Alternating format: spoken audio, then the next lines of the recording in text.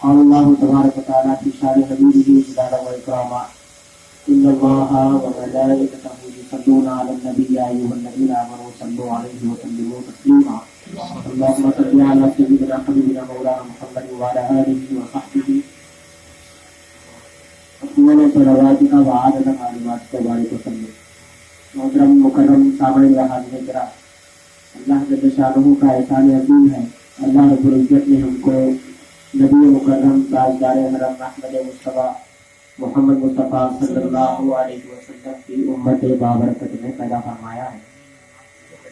اور جیسا کہ الحمدللہ آپ حضرات کو یہ معلوم ہے کہ آج اللہ تبارک و تعالیٰ کے فضل و کرم سے اور نبی کریم سرکار دو عالم صلی اللہ علیہ وسلم کے سچے پسری خلیفہ اول امیر المؤمنین حضرت سیدنا ابو بکر صدیق رضی اللہ تعالیٰ عنہ کی یاد میں محفل سجانے کی اللہ نے ہمیں توفیق عنایت فرمائی ہے، اور حضرت ابو بکر صدیق رضی اللہ تعالیٰ عنہ کی یہ جو یاد منائی جا رہی ہے، اسی طرح دیگر صحابہ کرام اور دیگر اولیاء اللہ کی یادیں بھی الحمدللہ انوار القرآن فاؤنڈیشن کے ذریعے سے الحمدللہ بنائی گئی ہے اللہ تبارک و تعالیٰ کے فضل و کرم سے۔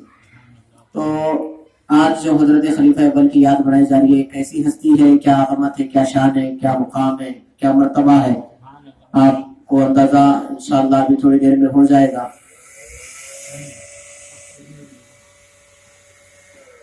کہ ساری کائنات انسانیت میں اگر کسی کو شرف اور بزرگی حاصل ہے تو وہ مومن کو حاصل ہے۔ بولیے کس کو حاصل ہے؟ بولیے میرے بھائی، یار زور سے بولنا، خاموش نہیں بیٹھا، بولنے کی جگہ ہے۔ کس کو حاصل ہے؟ مومن کو حاصل ہے۔ انشاءاللہ کھانے کا انتظام ہے، بے فکر رہیے، آرام سے ڈٹ کے بولیے۔ ساری کائنات انسانیت میں مقام و مرتبہ شرف کس کو حاصل ہے؟ مومن کو حاصل ہے۔ سارے مومنوں میں مقام و مرتبہ اور بزرگی اللہ والوں کو اور علماء کرام کو حاصل ہے۔ کس کو حاصل ہے؟ علماء کرام کو اور اللہ کے ولیوں کو حاصل ہے۔ اور تمام علماء میں اور اولیاء میں زیادہ جس کو بزرگی حاصل ہے وہ اغیاث کو ہے، اقطاب کو ہے۔ جیسے غوث العظم ہے، بڑے بڑے اقطاب ہے، قطب ہے، ان کو مقام و مرتبہ زیادہ حاصل ہے۔ اور تمام اغیاث اور اقطاب کا جہاں نقطہ عروج ختم ہوتا ہے، ان کا مقام جہاں ختم ہوتا ہے، پھر وہاں سے تابعیت کا مقام شروع ہوتا ہے۔ کس کا مقام شروع ہوتا ہے؟ تابعیت کا۔ تابعی کس کو کہتے ہیں؟ جس نے صحابی کو دیکھا ہو۔ تو جہاں تابعی کی انتہا ہو، پھر وہاں سے مقام شروع ہوتا ہے صحابی کا۔ کس کا شروع ہوتا ہے؟ زور سے بولیے، کس کا؟ تمام صحابہ میں وہ صحابہ افضل ہے جو مہاجرین ہیں۔ کون ہے؟ جو مکہ چھوڑ کے مدینہ گئے تھے۔ اور تمام مہاجرین اور انصار میں وہ صحابہ افضل ہے جو جنگ بدر میں شریک ہوئے۔ کس میں؟ جنگ بدر میں۔ تمام جنگ بدر کے صحابہ میں وہ صحابہ افضل ہے جو عشرہ مبشرہ ہے۔ کون ہے؟ 10 عشرہ مبشرہ میں وہ صحابہ افضل ہے جو 4 خلفائے راشدین ہیں۔ 4 خلفائے راشدین میں وہ صحابی افضل ہے جن کا نام ابو بکر صدیق ہے۔ تو میرے آقا علیہ الصلوۃ والسلام کے بعد اور انبیاء کی جماعت کے بعد ساری کائنات انسانی میں ابو بکر صدیق رضی اللہ عنہ کو ایک پلڑے میں بٹھایا جائے اور ساری کائنات کو، انسانیت کو ایک پلڑے میں بٹھایا جائے اور آپ کے مقام مرتبے کو رکھے جائے تو حضرت ابو بکر کا مرتبہ بلند ہوگا۔ یہ مقام و مرتبہ ہے۔ آپ نے یہ سنا ہوگا نا کہ میرے حضور کا کوئی سایہ نہیں ہے، لیکن ابو بکر کی وہ ذات ہے جو حضور کے سایہ جیسے رہتے تھے۔ جہاں حضور جاتے تھے وہاں حضرت ابو بکر رہتے تھے۔ جہاں حضور جاتے تھے وہاں حضرت ابو بکر رہتے تھے۔ جہاں حضور اکرم صلی اللہ علیہ وسلم جلوہ افروز ہوتے تھے وہیں حضرت ابو بکر بھی بیٹھا کرتے تھے۔ حد یہ ہو گئی، غار میں بھی حضرت ابو بکر ساتھ میں تھے، آج مزار میں بھی حضور کے ساتھ ہی ہے۔ انشاءاللہ کل محشر کے میدان میں حوض کوثر پر بھی آقا علیہ الصلوۃ والسلام کے ساتھ ہی رہیں گے۔ ٹھیک ہے، تو حضرت ابو بکر صدیق رضی اللہ تعالی عنہ کا مقام، وہ مرتبہ، آپ کی عظمت، آپ کی شان اور آپ کی صحابیت، 1,24,000 سے کم و بیش زائد صحابہ کرام تھے، لیکن کسی صحابی کی صحابیت کا قطعی جو کیا کہتے ہیں قرآن مجید میں جو ذکر ہے وہ کسی صحابی کا نہیں ہے، نص قطعی سے کسی صحابی کا ثابت نہیں ہے۔ بس صحابی کو صحابی ہم اس لیے مانتے ہیں کیونکہ میرے آقا نے کہا ہے اور آقا کا دیدار کیا ہے، لیکن حضرت سیدنا ابو بکر صدیق رضی اللہ تعالیٰ کی صحابیت کا معاملہ ایسا ہے جو دوسرے صحابہ سے جدا گانا ہے، کیونکہ آپ کی صحابیت کا قطعی جو نص جو قطعی ہے وہ قرآن مجید سے ثابت ہے۔ اذ یقول لصاحبہ، قرآن میں کہا اللہ نے، کیا کہا؟ اذ یقول لصاحبہ، کہ جب وہ کہے اپنے صاحب سے، تو اللہ نے خود صاحب کا لفظ استعمال کیا ہے، کس کے لیے؟ حضرت ابو بکر کے لیے۔ تو پتہ یہ چلا جو حضرت ابو بکر کی صحابیت پر انکار کرے گا اور انگلی اٹھائے گا وہ دائرہ ایمان سے خارج ہو جائے گا۔ کیوں؟ کیونکہ نص قطعی سے ثابت ہے کہ آپ صحابی رسول ہیں، قرآن مجید سے ثابت ہے آپ صحابی رسول ہیں، اور آپ کا اسلام دائرہ اسلام میں داخل ہونے کے بعد حضور اکرم صلی اللہ علیہ وسلم سے جو محبت ہے، جو وارفتگی ہے، اس کے جدا گانا پہلو آپ کو نظر آتے ہیں۔ آپ جو ہے نا، آپ حضرت ابوبکر کی سیرت پڑھیے، علماء سے سنیے، الگ ہی انداز نظر آتا ہے، عشق و محبت کا الگ ہی جو ہے نا آپ سے اظہار ہوتا ہے۔ حضرت ابوبکر صدیق رضی اللہ تعالیٰ سرکار کی بارگاہ میں جب کبھی تشریف لاتے تو یا ایھا الذین آمنوا لا ترفعوا اصواتکم فوق صوت النبی جو آیت نازل ہوئی، یہ آیت نازل ہونے کے بعد خلیفہ اول جب کبھی در رسالت میں حاضر ہوتے، در دولت پر آتے سرکار کے، تو اپنے جبڑوں میں کنکریاں بھر کے لاتے تھے۔ لوگوں نے پوچھا ابو بکر آپ اس طرح کیوں کرتے ہیں؟ تو حضرت ابو بکر فرماتے، اتنے بڑے صحابی رسولوں کے فرماتے ہیں تاکہ میری آواز مصطفیٰ کی آواز سے بلند نہ ہو جائے، اور ابو بکر کو ڈر ہے کہ اگر میری آواز آقا کی آواز سے بلند ہو گئی تو محشر کے میدان میں میرے اعمال چلے جائیں گے۔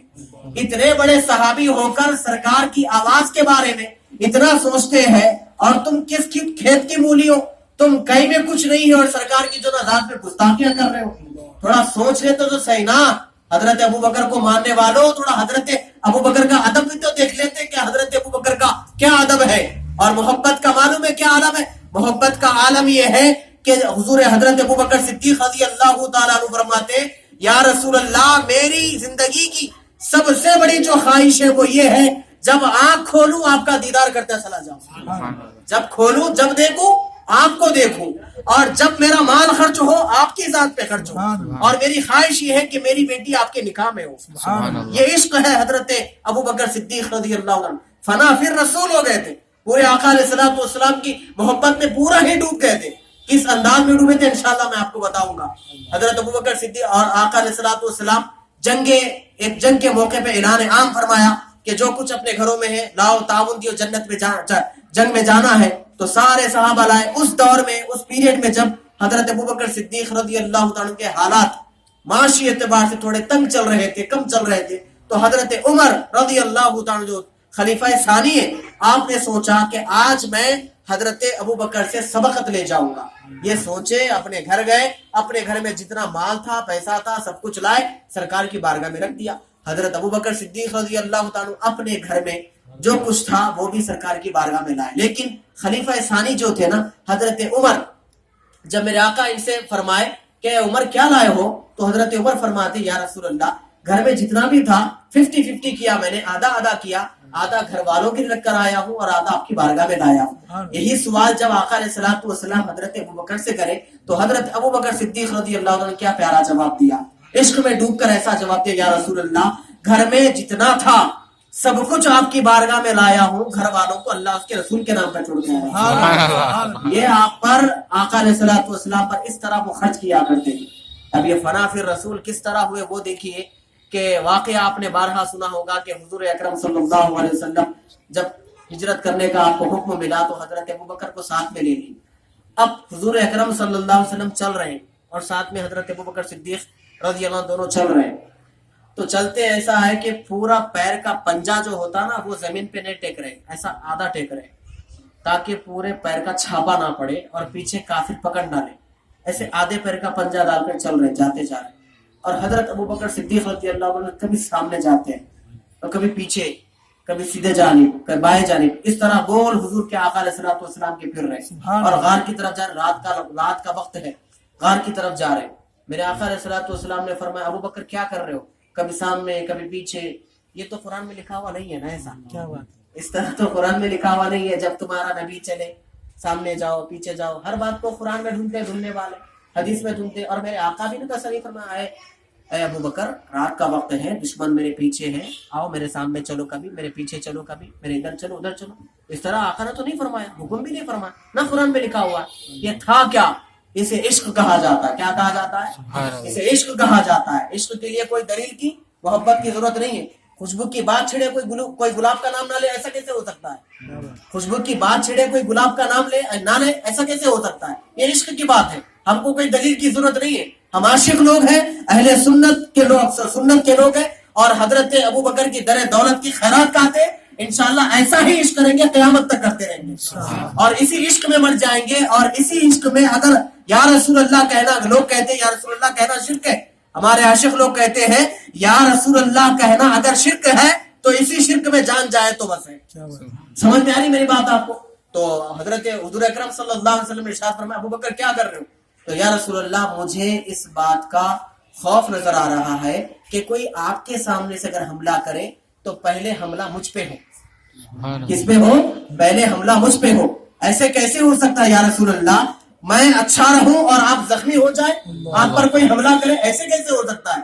اگر میں اپنے لہجے میں بولوں تو حضرت ابوبکر سامنے تھے ہوگے تو ان کا عشق انہیں اندر سے پکار رہا تھا ہوگا, ابوبکر تم سامنے ہو, اگر تمہارے محبوب پہ کوئی پیچھے سے حملہ کر دے تو عشق وہاں سے نکالا پھر پیچھے لایا. سبحان اللہ. پھر پیچھے حضرت ابوبکر تھے, پھر ان کا عشق انہیں اندر سے پکار رہا ہے. ابوبکر تم پیچھے ہو, اگر کوئی سیدھے جانب سے تمہارے محبوب پہ حملہ کر دے تو کیا ہوگا, پھر وہ سیدھے جانب آ گئے, پھر عشق وہاں سے پکار رہا ہے تو پھر دائیں جانب آ گئے. اس طرح عشق کے انداز میں گول گھومتے گئے یہاں تک کہ وہ غار آ گیا جہاں پر آپ کو رکنا تھا. اب سنیے, اہم بات آپ کو کہہ رہا ہوں, دھیان لگا کے سنیے. اب حضرت ابوبکر اندر گئے, کہا یا رسول اللہ آپ یہاں پر رکیے, غور سے سنیے, آپ یہاں رکیے. میں آپ نے واقعہ بہت بار سنا ہوگا, کوئی اور بات بولنا چاہتا ہوں, آپ یہاں رکیے میں اندر جاتا ہوں. حضرت ابوبکر صدیق رضی اللہ عنہ اندر گئے اور سارے سوراخوں کو آپ نے بند کیا. ٹھیک ہے. قرآن مجید میں ایک جملہ ہے, ایک لفظ ہے, وہ یہ ہے لا تحزن ان اللہ معنا. ابوبکر غم نہ کر, اللہ ہمارے ساتھ ہے. بولیے سبحان اللہ. ابوبکر غم نہ کر, اللہ ہمارے ساتھ ہے. اب دو باتیں سنیے, ایک ہوتا ہے غم, کیا ہوتا ہے, جس کو عربی میں حزن کہا جاتا ہے. کیا کہا جاتا ہے, حزن کہا جاتا ہے. اور ایک ہوتا ہے ڈر, جس کو عربی میں خوف کہا جاتا ہے. اور خوف ڈر اپنی ذات کا ہوتا ہے, حزن سامنے والے کا ہوتا ہے. سبحان اللہ. آ رہی ہے سمجھ میں بات, سمجھ میں آ رہی کہ نہیں آ رہی. ڈر جو ہوتا ہے نا وہ اپنی ذات کا ہوتا ہے. میں باہر نکلا, اپنے بھائی میں تو ڈر ایسے ایسے لوگوں کو دیکھا, کروڑ پتیاں ہیں, انووا 15 گاڑیاں ہیں گھر میں, پارکنگ کے لیے جو کئی گزوں میں زمین ہے, بلڈنگ ہے, سب کچھ ہے, اسٹیج پہ ٹھہرے ہوئے ہیں نوشا کے بازو میں. لیکن آپ کو معلوم ہے عموماً کوئی اگر ویڈیوگرافر جو اگر کوئی ویڈیو کرتا ہے تو اس کو سب اس کو دیکھتے ہیں, میری فوٹو اچھی آنا, ایڈریس اچھا آنا بول کے دیکھتے ہیں اس کو. میں تو ایسے ایسے مالداروں کو دیکھا نوشا کے بازو میں ٹھہر کے بھی دائیں جانب دیکھ رہے ہیں, بائیں جانب دیکھ رہے ہیں, پیچھے دیکھ رہے ہیں. کیوں, ڈر ہے. کیا بولتے ہیں اس کو, خوف. کیا بولتے ہیں, خوف. کوئی پیچھے سے حملہ نہ کرے, کوئی سامنے سے حملہ نہ کرے, کوئی آگے جو شوٹ نہ کر دے, کوئی کچھ نہ کرے, یہ حالت ہے. ٹھیک ہے. اور جو حزن ہوتا نا وہ اپنی ذات کا نہیں ہوتا, سامنے والے کا ہوتا ہے. کس کا ہوتا ہے, سامنے والے. تو حضور کیا بولے, لا تحزن بولے, لا تخف بولے. کیا بولے, لا تحزن, ابوبکر غم نہ کھا, ان اللہ معنا, اللہ ہمارے ساتھ ہے. پتا یہ چلا ابو بکر صدیق رضی اللہ عنہ کے دل میں کیا چل رہا تھا وہ میرے آقا جانتے تھے. حضرت ابو بکر کے دل میں کیا چل رہا تھا میرے آقا جانتے تھے. تبھی تو یہ نہیں کہے لا تخف, بلکہ یہ کہے لا تحزن, ابو بکر غم نہ کر, تجھے اپنی ذات کا خوف نہیں ہے, تجھے میرا غم ہے کہ کوئی مجھ پہ حملہ نہ کرے, تو غم نہ کر, مجھے کچھ نہیں ہونے والا. بولے کیوں, ان اللہ معنا, اللہ میرے ساتھ نہیں, اللہ ہم دونوں کے ساتھ ہے. یہ کیوں, ارے بھائی حضرت ابو بکر حضور کا غم کر رہے تھے تو بات تو ایسا ہونا تھا نا, ان اللہ معی, اللہ میرے ساتھ ہے, میں آپ کے بارے میں غم کر رہا ہوں تو آپ مجھے کیا بولتے تھے؟ آپ مجھے یہ بولتے تھے کہ جو نا بھائی آپ میرے بارے میں ٹینشن مت لیو, میرے پیچھے تو باڈی گارڈ ٹھہرے ہوئے, ہمارے پیچھے تو ٹھہرے ہوئے, ایسا نہیں بولتے تھے, میرے پیچھے ایسا بولتے تھے. تو وہ ہونا کیا تھا, ابو بکر غم نہ کر, اللہ میرے ساتھ ہے, یعنی اللہ میری حفاظت کرنے والا ہے. ایسا ہو سکتا تھا نا, لیکن میرے نبی نے کہا ان اللہ معنا, ابو بکر غم نہ کر, اللہ ہمارے ساتھ ہے. تو کیا پتا چلا, پتا یہ چلا حضرت ابو بکر صدیق رضی اللہ تعالیٰ عنہ فنا فر رسول ہو گئے محبت میں, عشق میں. تو فنا فر رسول کا میرے آقا نے ان کو انعام یہ دیا کہ معیت خداوندی ان کو عطا کر. ان اللہ معنا کہا, جو فنا فر رسول ہوتا ہے اس کو معیت خداوندی نصیب ہوتی ہے. لوگوں نے کہا ارے بھائی یہ الفاظ کے پھیرے اہل سنت کے اندر ہے, لا تخف لا تحزن, یہ تم لوگ پھیر لیے سو بیٹھے بیٹھے, آپ کو کیا معلوم حضرت ابو بکر کو کس کا غم تھا, کس کا خوف تھا, ان کو اپنی جان کا خوف تھا ہوگا. تھوڑا کامن سینس ہے, عقل کے اندھوں کو ذرا بولیے, اگر حضرت ابو بکر کو اپنی جان کا اگر ڈر ہوتا تو کیا ایسا ہوتا تھا کہ یا رسول اللہ آپ اندر ٹھہری, آپ باہر ٹھہریے, میں اندر جاتا ہوں. ہونا ایسا تھا اگر ان کو اپنی جان کا خوف ہوتا, یا رسول اللہ آپ نبی ہے, ہر چیز آپ کو جانتی پہچانتی, کوئی تکلیف نہیں تھے, پہلے آپ جائیے بعد میں میں آتا ہوں. ایسا ہوتا تھا نا جی, اگر اپنے آپ کا ڈر ہوتا تھا تو میں باہر ٹھہرتا ہوں, یا رسول اللہ آپ اندر جائیے. ٹھیک ہے, تو ڈر اپنے آپ کا کیسا ہوتا معلوم, 2 بجے رات پانی کی پیاس لگتی, ڈر اپنے آپ کا بول رہا ہوں, 2 بجے رات کو گھر پورا اندھیرا, حیدرآبادی اندھیرے میں سوتے, 2 بجے رات کو پیاس لگتی, جب امی کیا ہو میاں پیاس لگ رہی, جا کے پی, ساتھ میں چلو. یہ اپنے آپ کا خوف ہے, کیا یہ خوف ہے.